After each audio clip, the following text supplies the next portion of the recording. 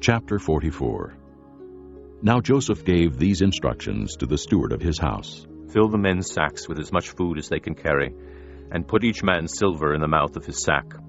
Then put my cup, the silver one, in the mouth of the youngest one's sack, along with the silver for his grain. And he did as Joseph said. As morning dawned, the men were sent on their way with their donkeys.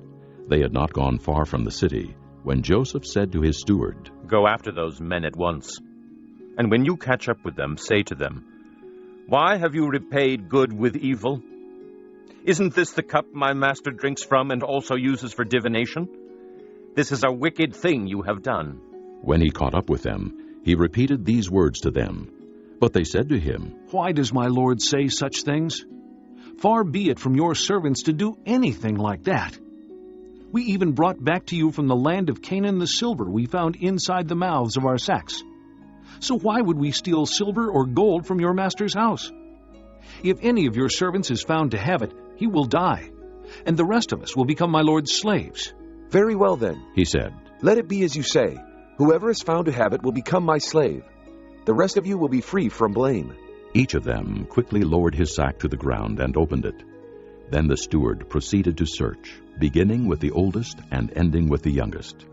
And the cup was found in Benjamin's sack. At this they tore their clothes. Then they all loaded their donkeys and returned to the city. Joseph was still in the house when Judah and his brothers came in, and they threw themselves to the ground before him. Joseph said to them, What is this you have done? Don't you know that a man like me can find things out by divination? What can we say to my lord? Judah replied. What can we say? How can we prove our innocence? God has uncovered your servant's guilt. We are now my lord's slaves, we ourselves and the one who was found to have the cup.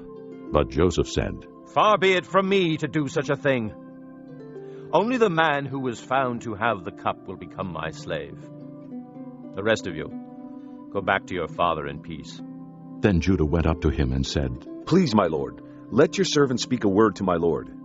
Do not be angry with your servant, though you are equal to Pharaoh himself. My lord asked his servants, Do you have a father or a brother? And we answered, We have an aged father, and there is a young son born to him in his old age. His brother is dead, and he is the only one of his mother's sons left, and his father loves him. Then you said to your servants, Bring him down to me so I can see him for myself. And we said to my lord, The boy cannot leave his father. If he leaves him, his father will die. But you told your servants, Unless your youngest brother comes down with you, you will not see my face again. When we went back to your servant my father, we told him what my lord had said.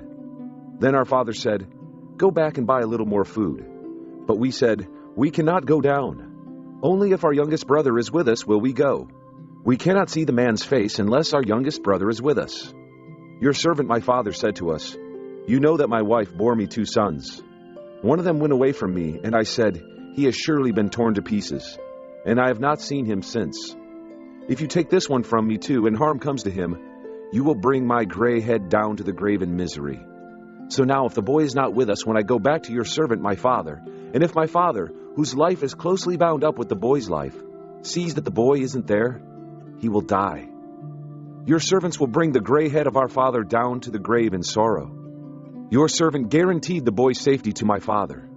I said, If I do not bring him back to you, I will bear the blame before you, my father, all my life. Now then, please let your servant remain here as my lord's slave in place of the boy, and let the boy return with his brothers. How can I go back to my father if the boy is not with me? No, do not let me see the misery that would come upon my father.